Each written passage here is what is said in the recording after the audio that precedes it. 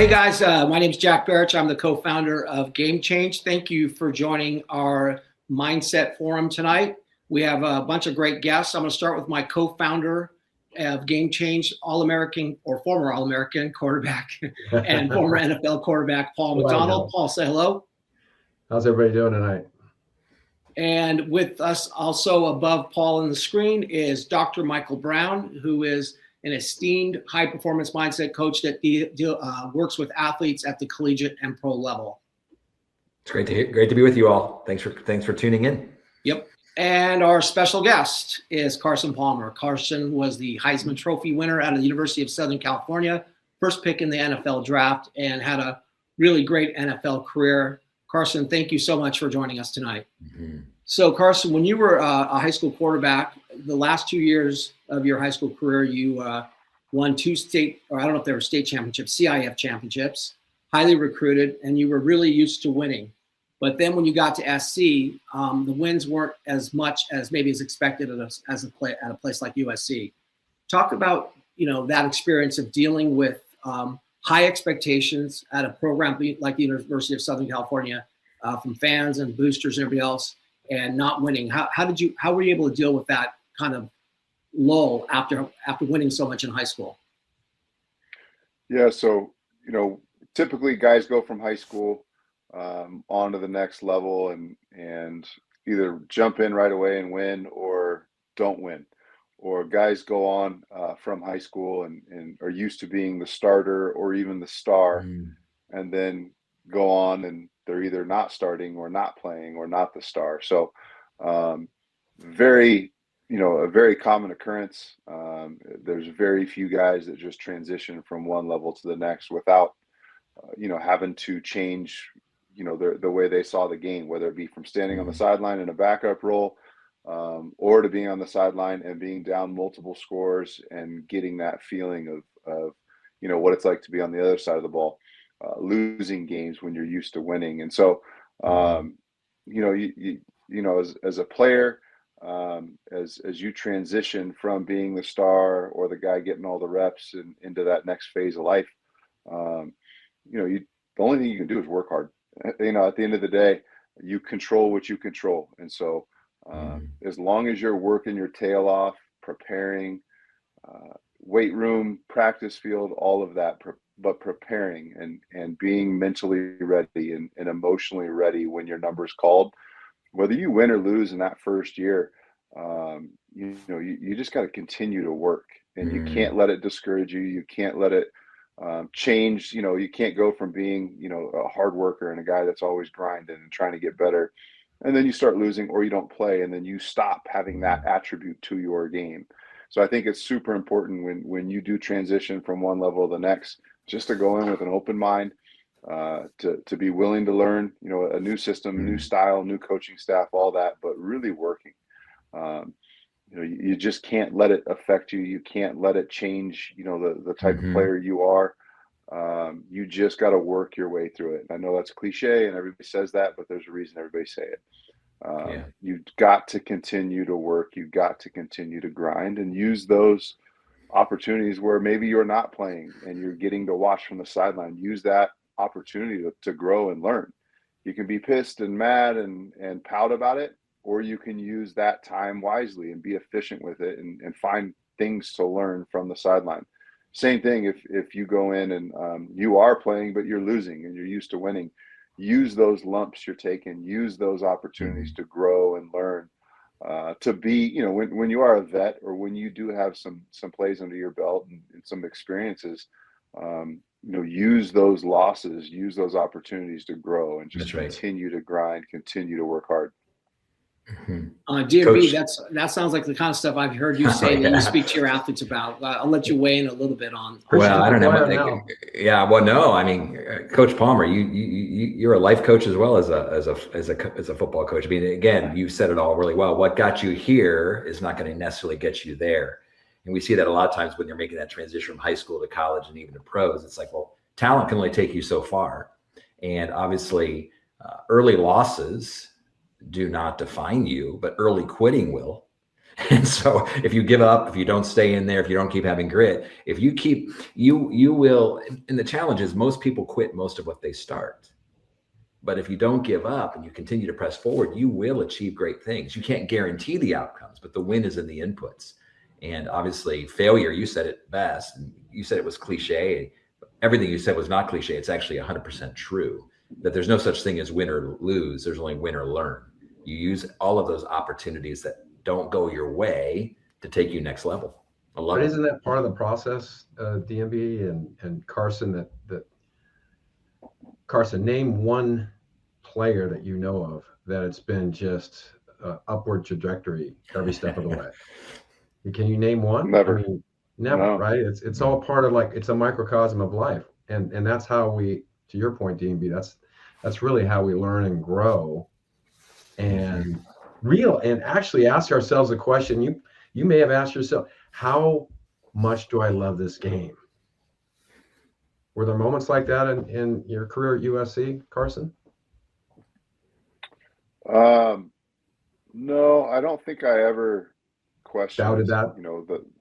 no, I definitely had that in the NFL.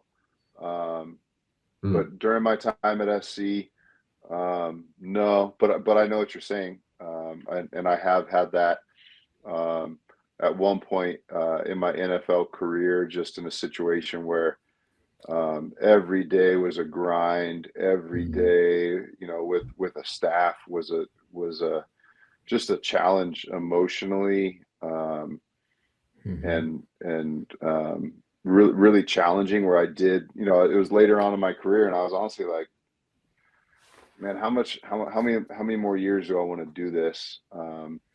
So I have had that, but it was at the end of my career, not at the beginning. I think it's hard to find that at the beginning. If you truly love the game, when you're a young 18-year-old or 23-year-old, as you enter the NFL, 25, you either love it or you don't. And you play, against guys or play with guys that you can tell right away, like, oh man, he's just, he's got ulterior motives, or that guy just doesn't love the game. So if you have that early on, I do think that is something really challenging to get over. You don't see many guys at the NFL level when they come into the league and they're still young NFL in NFL years.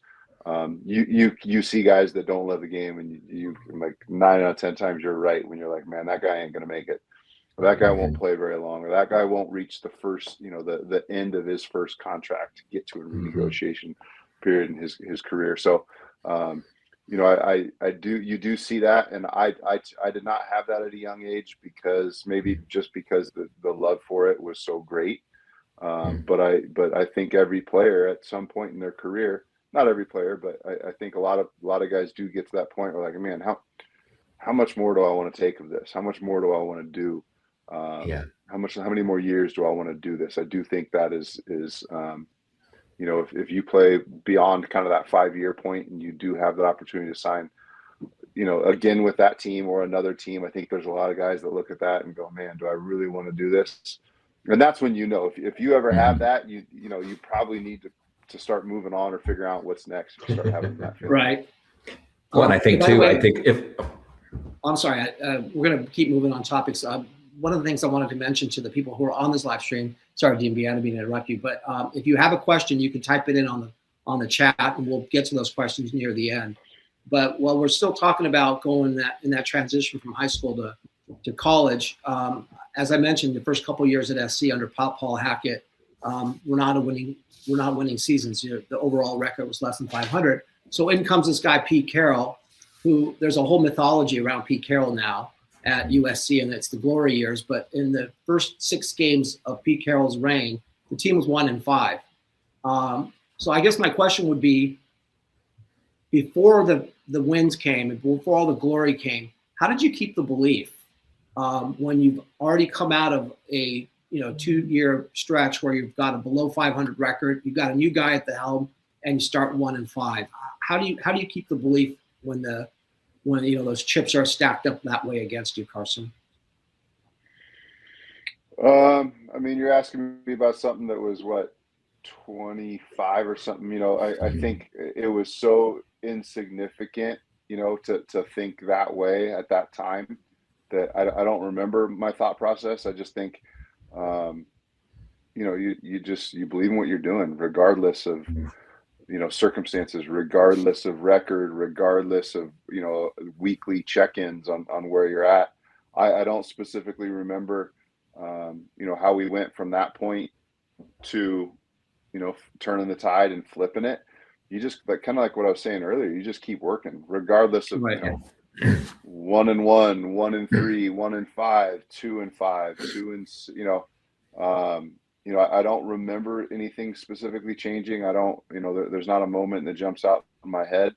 I just remember when Pete transitioned, those kind of 2 years I had an opportunity to play for him, really kind of smushed together. And you think about,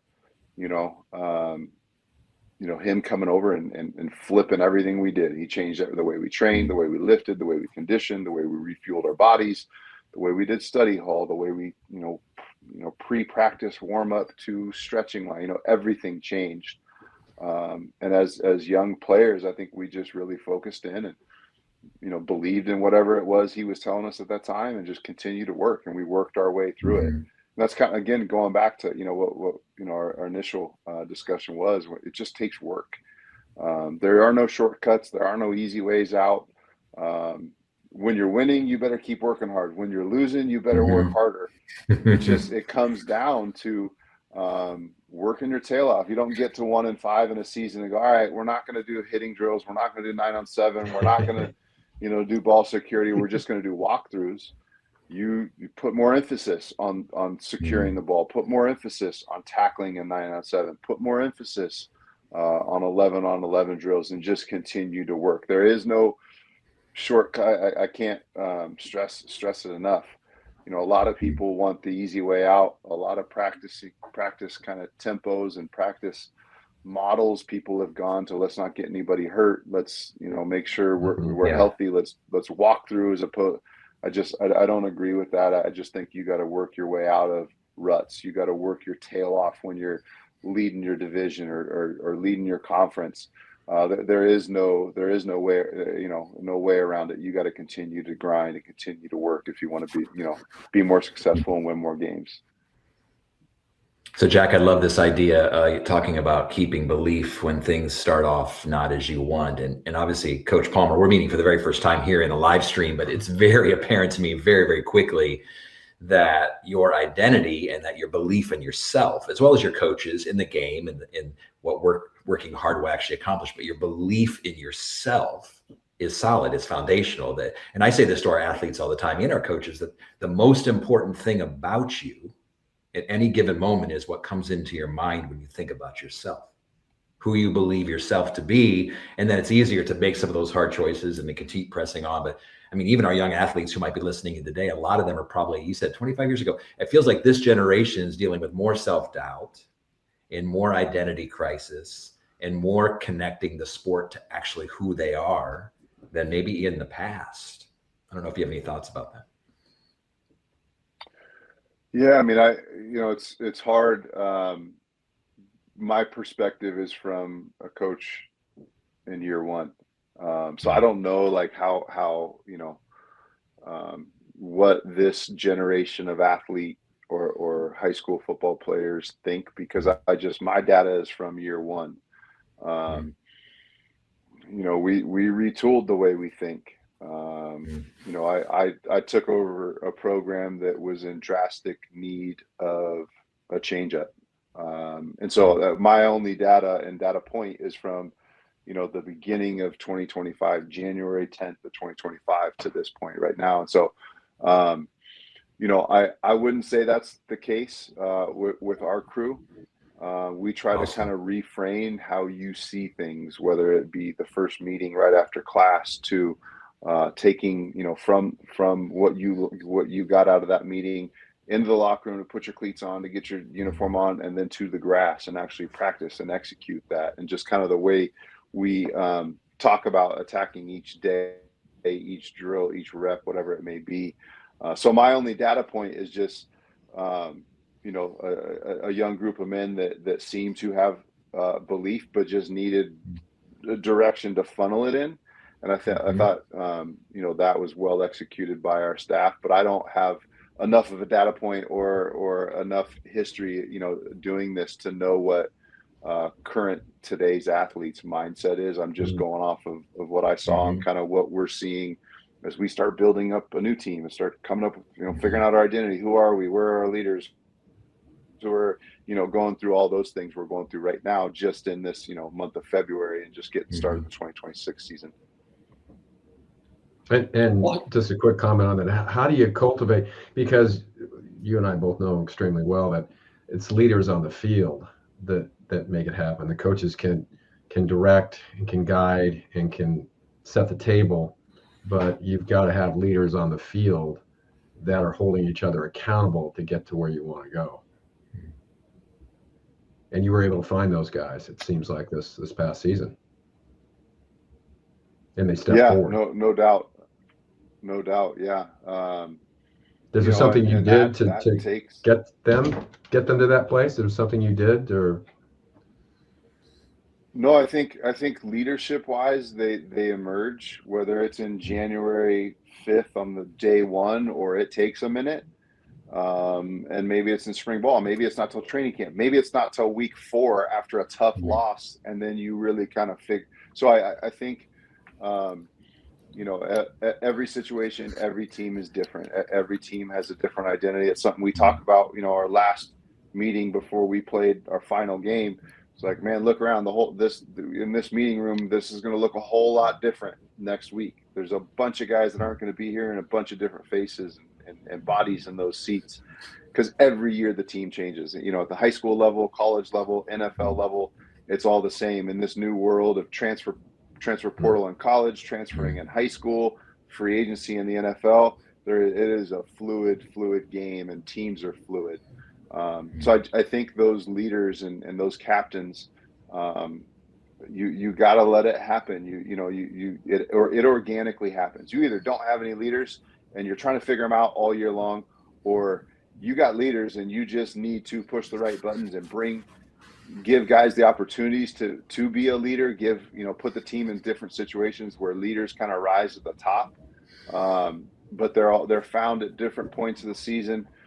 They're defined, a lot of times by coaching staffs, because so-and-so is a captain, so-and-so is a captain. So, and whether the team votes for it or the staff votes for it, there's those ways to define captains. But at the end of the day, the locker room knows who the alpha male is, or the alpha males. And you can't hide that. You can't change that. You can't manipulate that. You need to let that happen. And it happens. Now, I think all coaches probably hope it happens on January 5th, as you start everything in the offseason, all that. Unfortunately, it just doesn't happen. Every team is so different. That timing is different. But I think all coaches, you want to figure out who your guys are, who those alpha males are right away. Unfortunately, it just you got to let it unfold and let it happen on its own. Hey, Carson, so I'm going to go back. I'm going to finish up your SC career, because we talked about the lows, but we'll have to talk a little bit about the highs.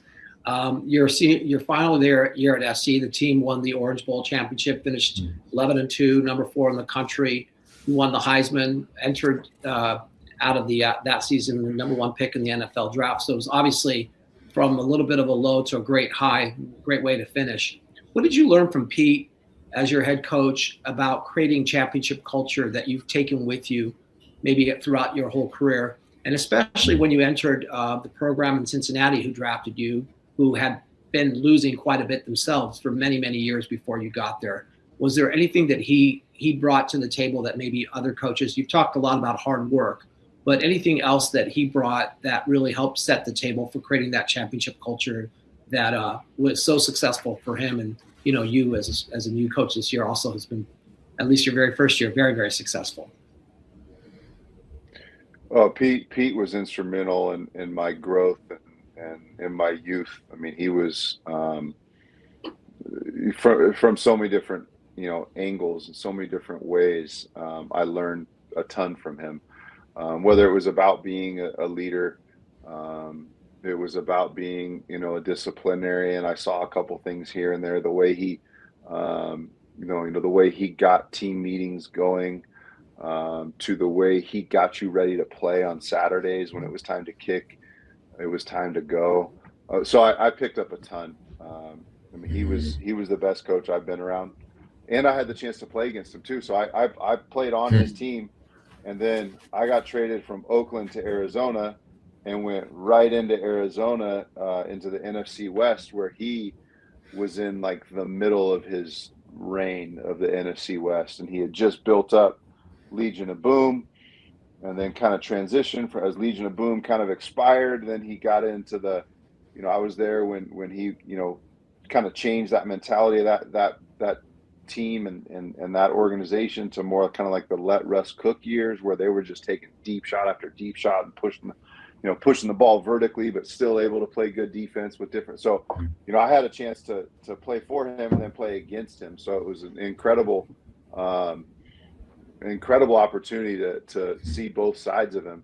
But, I think, when it comes to building culture, I think what you're asking is what I learned about the way he built culture from when he took over SC. I also got to see it, like I said, from my Arizona perspective when he was in Seattle. And kind of like you let the alphas of the group rise to the top, kind of how you let that organically build and grow and be what it is. You kind of got to he did such a good job of reading the room. And I think I really felt like I, as a coach this year, had to really read the room. And I think I had such a different perspective because I knew what it felt like to sit in those seats of the team room when, you're coming off a tough loss, and you got a huge game against Mater Dei next week, thinking back, whether it was that or whether it was at the end of the season where we had to we had a bye week and we just needed to let our starters rest and recover for the state championship game. What I took from Pete was he had such an incredible way of knowing what was going on in the room, whether, rumorville in the locker room, to pissed off because they're in pads again, to, unhappy because so-and-so is playing a bunch and everybody knows so-and-so. So there's so many things that come up from, a week to week basis throughout a season, whether it's in college, high school, whatever it is. He just had this innate ability to have the right thing to say at the right time, or take your foot off the gas a little bit. The team's running hot and everybody's rocking and rolling. Sometimes you do need to back a team off. Sometimes you do need to say, hey, sick them, let's go. It's time to and so I think back multiple times throughout the year of just instances where I felt like, all right, this is one of those situations. I need to read the room. I need to kind of get a feel for where. I need to talk to my coaches and see where everybody thinks we're at. I need to talk to the leadership council and kind of see what those. But you also need to get a feel for where your team's at mentally, emotionally. And so Pete was so good at that. He was such a great motivator. He was such a great instigator at the right times. He was such a great, he just had such a great feel for where the team was at emotionally and mentally. And I think I've really, I took a bunch from that. I took a bunch of that. That is so important. It's so, because I've been on teams where I hated it, where the coach had no clue what was going on, and just had no feel. And it was like, how obvious is this? Like, whatever the situation is. And so I think I got a good perspective from him on how important that is and how much you need to have a pulse on that and get feedback from players to staff members to the physical therapist downstairs that's seeing guys for injuries to the strength and conditioning coach that's looking at all the catapult information, how we're doing in conditioning and how's that comparative to 2 weeks ago, or there's so many little things that that he was so great at and had such a great grasp of that I want to be better in all of those areas and do a better job of understanding that. But I took a bunch from the way he handled the team just in general. Yeah, we have a class that we teach here at GameChange on mindset, and one of the classes is building championship culture, which Dr. Michael Brown actually teaches. And DMB, one of the things that you talk about in your class, and I'd love to have you talk a little bit about what Carson just said, is how a lot of this comes from just that relationship building between the coaches and the players. Talk about, in your opinion, what you've seen in terms of great culture with some of the players that you've worked with, or some of the coaches. Well, and we even talk about what we consider to be the championship culture formula, which is connection plus care, plus challenge, plus celebration. There's a time to challenge, there's a time to celebrate, there's a time to correct, minus criticism, which is very personal at times and very attacking. I wish I could have been in the locker room with Coach Carroll, because behind every great team is an incredible locker room culture where there's trust and there's truth, but more than anything, there is that togetherness. There's that human connection. There's that sense that we're going to support each other, challenge each other, fight for each other to achieve great things. And when you have a team that's all individualistic, where it's me over we instead of we over me, we don't accomplish great things. So I think at the very root, in the very foundation of all great culture is relationships, but it starts with the coach. And you said it, he could read a room, he could look closely, he could listen carefully. He's learning deliberately in order to lead heroically, to lead this team into battle on the field. But you need to have the learning and the listening and the looking and the seeing to be able to lead and to be able to move people forward. Yeah, and that's not just a lesson for coaches. That's also for the student athletes who want to be the leaders in the locker room and the captains and stuff like that. It's a really important thing to learn. Paul, you played on an SC team that had 37 players who ended up in the NFL. So obviously talent was not a challenge, but when you have that many good players, I think part of it could be, that ego battle where who's the alpha of the alphas. How did you guys keep your culture positive with so many stars on a team that, Heisman Trophy winners, All-Americans, 37 NFL draft picks? How did you guys do it? One quick comment about Pete Carroll, because I did broadcast for 15 years. I was around the whole time, and my son played on the team. So I did have a little unique insight there. He took the time, Carson, and correct me if I'm wrong, to really get to know each of the players individually. And he didn't treat everybody the same. I know they say, we treat everybody the same. Well, everyone's a little bit different. And, push different buttons here, or prop them up there. Maybe you do come down on them at a time, depending on who the individual is. But and so I thought he did that incredibly well. My team in the late 70s, we were really good. And we had, as you said, Jack, so many great players. You did not want to come off the field, because if you came off the field, you might not get back on. So I played a game against Notre Dame with a broken ankle because I didn't want to come off the field. It was ABC was broadcasting it. That was back in the day when if you were on 3 times in national TV, that was a big deal. Everyone's on TV now, but the respect that everyone had for each other, the leadership that we had, and we had such great players all over the place. There's no time for stars. I mean, we had Ronnie Lott on defense, and we had Charles White, Marcus Allen, Anthony Munoz on offense, Brad Buddy, just so many great players that there were no stars. There were no stars in our team, and you find that hard to believe, because if you're gonna do an ego play because you made a big play, and then all of a sudden you got Ronnie Lott staring down, it's like, what are you doing, bro? I mean, that's not how we do this. Or on the flip side, Charles White. And, one time, John Robinson, who was the head coach at the time, the late John Robinson, great coach, put a series of plays on of Charles White, who won the Heisman Trophy, just like Carson. And it was plays with him away from the ball to see how he played. Right. And he lit people up. He was running down the field when somebody else is carrying the ball. They're trying to lead to block for them to get them into the end zone.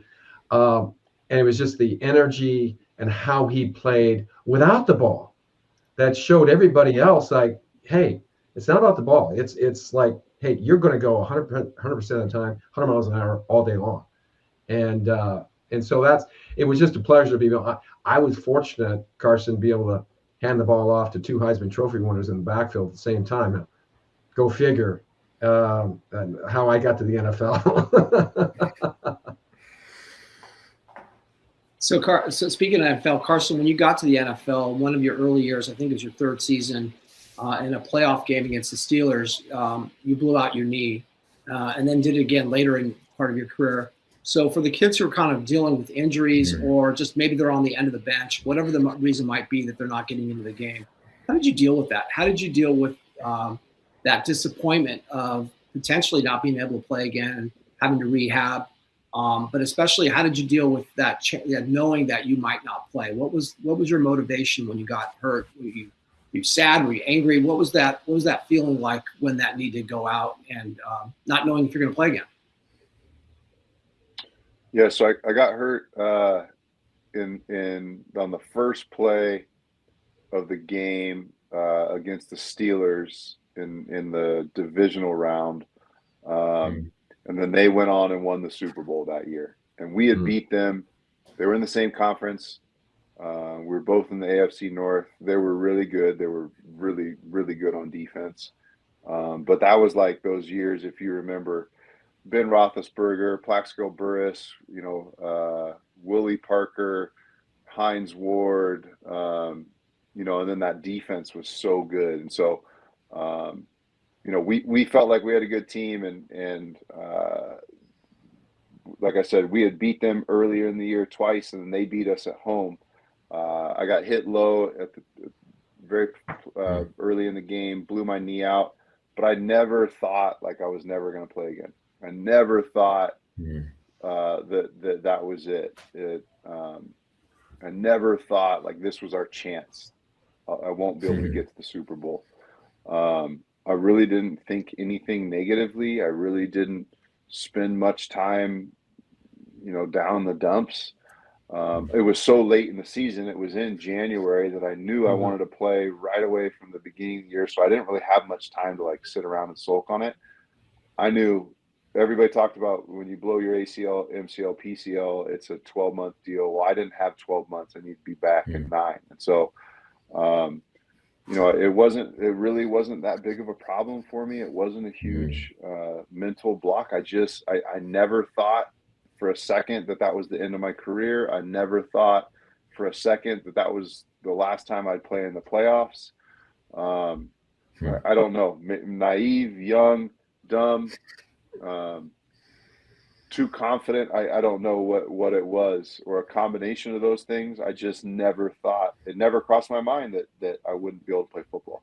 It never crossed my mind that, I wouldn't be back in another playoff game, the next year. So it wasn't that hard. It was just like, all right, I do remember it happened at the stadium. There was an MRI machine. So I went in, I did the MRI, like I said, it was right at the beginning of the game. So it wasn't even halftime yet. I had already done the MRI and got the results back and had the MRI read by the time the rest of the team came in at halftime. And so I knew it, the MRI, it was obvious on the field what had happened. It was obvious when the MRI came out, ACL, PCL, MCL, reconstructed knee surgery, and here we go, get ready. So I do remember driving away from the stadium being super sad. I had to lay in the back of my wife was driving me in the back of the Suburban because I was locked out in a brace, and it was the only place. And I remember pulling north on the 71 away from the stadium and seeing, the stadium with the lights still on, and just thinking, I don't remember feeling bummed. I don't remember feeling mad. I don't remember feeling anything other. Man, all right, here we go. I got to get the surgery done. Let's get the surgery done. Let's get right to rehab. Let's go. So it really wasn't that challenging. It was just another obstacle in my way. It was just another opportunity to work at something else and have a totally different off season than the 15 prior off seasons. And it's something I talk about a bunch now because we had a player we lost to a knee injury this year. And it's and just different guys I've talked to, because I've had the surgery happen multiple times, had the injury happen multiple times. So I've had, friends reach out, or, guys I played against reach out, or other agents connect me to talk to guys. And I tell all of them the same thing, whether you're having a hip, a knee, a shoulder, an elbow, they suck. It sucks. You got to grind through it. The rehab is slow. It's monotonous. It's boring. All you want to do is get on the field and get to work and run routes or throw. Like, you got to take your time. But it's just mindset. It's mindset. You know, if you go in down and out, I don't know if I'm going to play again. This is so hard. How am I going to do this? Then you're not going to be the best you can be. You're not going to just power through that rehab. If you go in like, all right, let's go. Let's see what I'm made of. This is going to be hard. This is going to be a challenge. This is going to be monotonous and slow and all of these things. If you just go in with that mindset and know that that's what it's about to be and know what it is, just go attack it. And kind of back to what we're talking. You just got to work your way through it. You got to work your tail off. It sucks. It's hard. It's no fun. Everybody else's NFL season ends. Everybody else either going to the Bahamas, Jamaica, Hawaii, you name it, somewhere warm, and you're not. You're going right to physical therapy. As soon as you get off the operating table and they reconnect everything, they're going to sew you up, and you get. So it is what it is. You know, you can sit around and sulk about it. Woe is me. You can do all that, but that doesn't help. That doesn't get you through it. To be the best you that you can be, you gotta work, you gotta grind, you gotta wrap your mind around this is going to be really hard, but I can do it. And yet, Carson, it was amazing. There's so many lessons that you just are sharing with all of us here, and you allowed yourself to feel. You said, I felt sad, but it didn't deflate your hope. You felt sad, but it didn't diffuse that sense of tenacity. Like, here we go. I mean, you use the language I'd love to use. You get to look at this and go, is this an obstacle or an opportunity? Because injury tests the body, but adversity will test your belief system. And you basically just said, you know, my body was injured, but my belief system, I continue to believe and continue to have hope. You know, I spend a lot of time with athletes. It seems like ACLs an injury is so common. And in fact, one of my best sayings to folks is, don't be surprised when injury happens. It's going to happen. It might just be a small thing that lasts 3 days, but injury is a part of being a elite athlete. And just get to not be always so shocked and so like deflated every time, because suffering and hardship, the things that we oftentimes are trying to pray away or hope away, are actually the gifts to the process to making us great. There was a quote, you can only manifest what you already have. And you had the self-belief, you had the determination, you were ready to tackle the challenge, a new challenge for you for the very first time. And that's why you made it through. And the following year, you had a great year. Didn't you? You didn't throw for 4,000 yards or something like that. You came back and you started the season, and remarkable comeback. Have you always been wired that way, Carson? Sounds like just you're not one who, when he gets knocked down, spends too much time lamenting it and pops back up. Is that something that was instilled in you by your parents, or how did you kind of develop that life worldview? Yeah, probably. It probably started with my parents, but I think part of what football gives you is that ability to do that. Part of the discipline of football, if you play it for long enough. Football's hard. It's physical, it's demanding, it takes respect for the people around you and your teammates. It takes so much discipline. You have to learn, all the things that football takes and is expected of you. Kind of like you just said, like injury is part of the deal. When you strap it on, like, all right, I could break something. I could blow out my shoulder. I could have a bad concussion. I could break a leg. Like, it's like people that are getting ready to jump out of a, skydive. Like, when you strap that backpack on, like, this could not open up. Like, so I think that sport. That's a great analogy. I just think like the sport creates so much toughness, so much grit. If you play for the right people, if you play in the right system where, hard work is rewarded, you see the benefits of repetition, you see game improve, you see, fundamentally and technically you see improvements. I think part of what is built in that process of becoming, a fifth grader, seventh grader, a ninth grader, playing in high school, football is so demanding. It is. I think it's the greatest sport in the world, but for a number of reasons. But it takes so much out of you. There is so many expectations that come along with it. One of those expectations is injury and recovery from that injury. And so I think football just kind of naturally instills in its players as they kind of come up in the game that when you do have that injury, you don't sit down in the dumps. You know that they're around every corner. You see it all the time. A guy on your defensive line, a guy in the secondary, your other receiver on their side of the ball has a hamstring tear. And then, you're so not numb to it, but you see it so much. You can't watch an NFL game without there being a TV timeout because somebody's leg is going the wrong way and they got to bring a stretcher on the field and they put them in an ambulance. So I just think if you play it long enough and you're in the right kind of developmental programs, that when you do have that injury, knock on wood, when you do need surgery, you just attack it the right way. There's some grit that comes with playing this game, and some mental toughness that comes with playing this game for long enough that when the going gets tough, you just fight through it. Yeah. You're basically giving lessons, if I may, real quick, Jack, lessons that literally transcend football and transcend time, which is oftentimes when we think about adversity, we want to approach it in a way that isn't healthy. We want to eradicate it, or we get to escape from it, or we're trying to explain it all the time. Like, why is this happening? Why is this happening to me? As opposed to embracing it. It's completely counterintuitive, but it's what you've just described. And it's what makes people great. Jack. And then move through. Yeah, no doubt. Hey, guys, we're getting toward the end of the live stream. I want to give some people who are on here with us an opportunity to ask some questions. So I see one from, and excuse me for butchering your name. I think it's Jago or Jago Lot. And the question's for both DMB and Carson.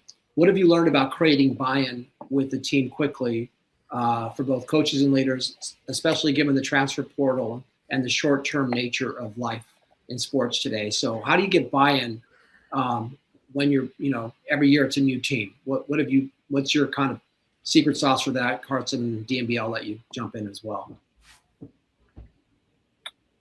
Yeah, I'll go first, DMB. I think it's super important when you're trying to build culture and you're trying to get guys to buy in, super important that they know that you care about them. It's hard to get anybody to buy in if you don't believe in them. And so just one simple way is that I do is just I'm always there. A lift, a run, a meeting, a practice, lunchtime in between period 2 and 3, whatever it is, just always being there. And I don't know that, I can't say, like I said, I took this job early January. I don't know if it was middle of January, late January, February, March when the buy-in happened. But it happened at some point. And I think the way it happened was just consistency. Always there, always care. My door is always open. It's always a player coming in and out, talking about math or cover 2. A situation at home, or what are we doing today after a lift for conditioning, whatever it is, just creating that, that you're there, you care, you care about them, you care about this season. It's some guy's senior year, it's some guy's sophomore year. It's all important. Every lift is important. Every meeting is important. Every conversation that any kid comes in and has with me might be the conversation he's been wanting or waiting to have for 2 weeks. So it's super important. Every conversation I have with a player, it might be the biggest conversation he's getting ready to have that day or that month, whatever it is. So just like, always being there, always being present, showing that you care. Because once they understand, all right, this guy really wants us to be good. He really wants us to get better. He really wants us to win. He really wants to send us off to college as winners. He really is in. Then when you say it's time to run, or it's time to tackle, or it's time to work, or it's time to study more, or it's time to whatever, that's where you start to get that feedback. Like, all right, we're asking for it, and they're in. Here they go. That's when you start realizing the buy-in and they're in, and you've then kind of created an environment where they know you care, they know you want what's best for them, they know you want to win, and they're willing to do whatever it is you ask them to do. And so that's all kind of part of that process. And I could feel your coaching vibe, Coach Palmer, in the sense that you really genuinely do care more about them. It's not about you. And I think they will feel when the agenda is about the coach versus the agenda being about the individual. I was like, oh, he's talking about connection. Amen. I was like, well, I'm going to add to that consistency. And then you said consistency. So it's connection consistently, because it's one thing to be really, really connected and caring one day. And then it's like 3 days later, like, where'd that guy go? But it's that connection, that human relationship that is consistent over time. I had a coach recently say, DMB, what do you think about the transfer portal? Doesn't it drive you crazy? I said, well, there's some challenges to it, but I tell you what I really like about it, coach. I said, this is the thing I really like about it. The promises you made at recruitment, the promises that you made to these players, the person that you were during the time when you were inviting them to come, you got to keep delivering on that every single day. And he was like, because that's true. You can't be one guy and then because there's options now. So you actually have to continue to be that guy consistently. Hey, so you guys have all heard the term coaching tree. Paul McDonald has his own personal quarterback tree. It's known as his 3 sons. And one of them, Matt McDonald, who DMB knew at Bowling Green when he was the quarterback there, has a question. Matt wanted to know from Carson, how does winning a CIF as a coach in your first year compare to your accomplishment as a player?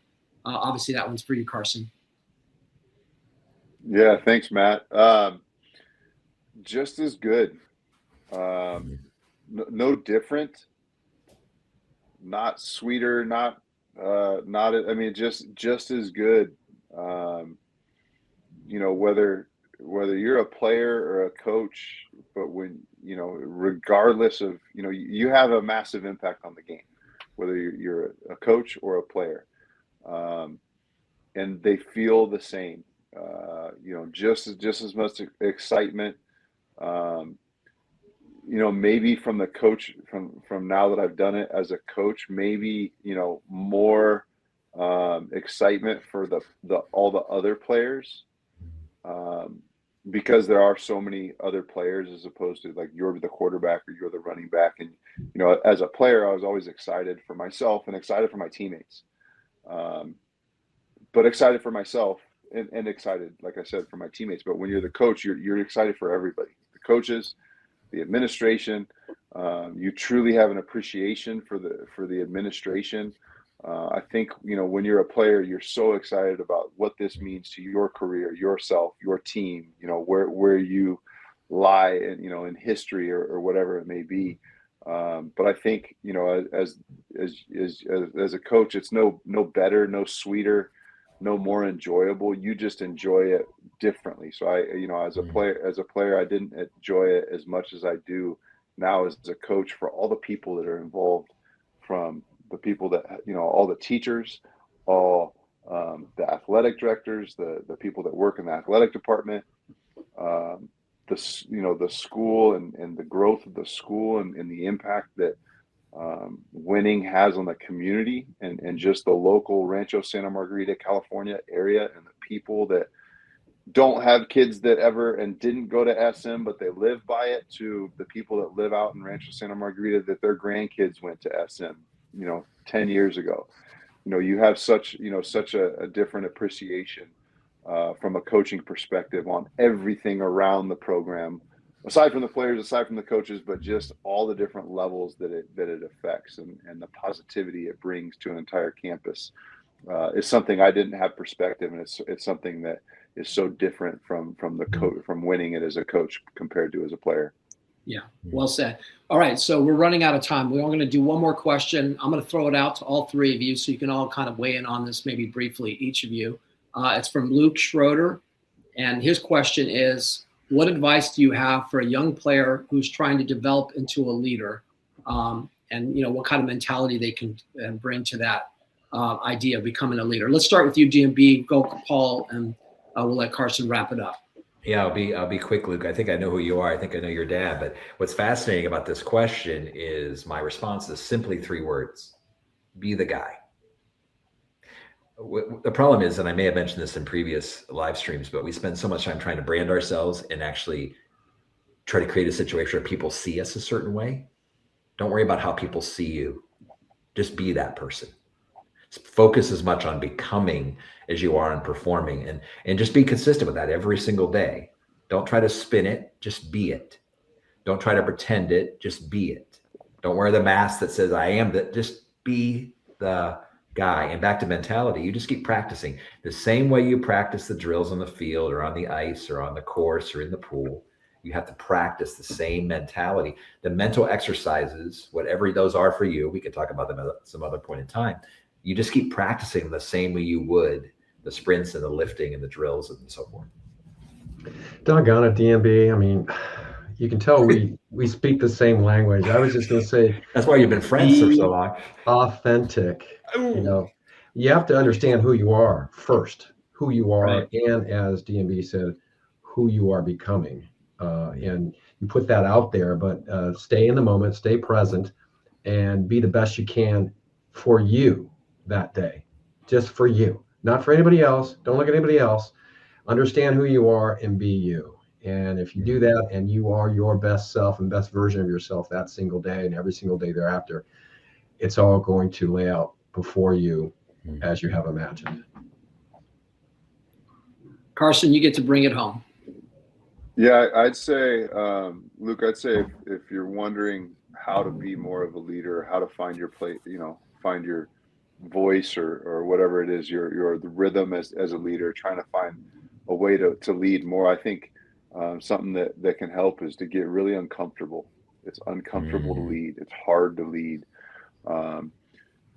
If next time the coach brings the group up and says, who wants to break us down, get really uncomfortable, raise your hand, say, I got it. Next time your coach says, who wants to pray over us at the end of practice, say, I got it. Next time you're in the weight room and guys aren't lifting hard and you see it, get really uncomfortable, jump in the middle and say, let's go, guys.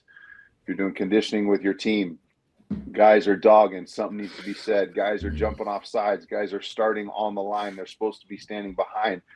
Jump up and get uncomfortable and say, back up, let's go. So I think it's hard to lead. It's really uncomfortable, but you need reps at it. The more times you do it, the more times you try it, the more comfortable you get. The more times you pray over your team at the end, break the team down, be kind of that rah-rah guy prior to practice when everybody seems really tired because they had a long day at school, whatever it is, wherever that, you fall in that area, get uncomfortable, put yourself out there and just get reps at it. Don't worry about what everybody's reaction is. Don't worry about what guys are going to think about you for yelling at them. If you want to be a leader, it's uncomfortable. If you want to be a leader, it's not natural. If you want to be a leader, it's not going to come easy. It doesn't come easy to very many guys. Very few guys it comes easy to. So get really uncomfortable, jump in the middle, throw your hand up, jump on the guys when you have to in a positive way. Whatever that opportunity, when those opportunities start to come, and then realize when you're not doing it. Realize when the opportunity just came, you're like, shoot, I should have rose my hand and broke everybody down.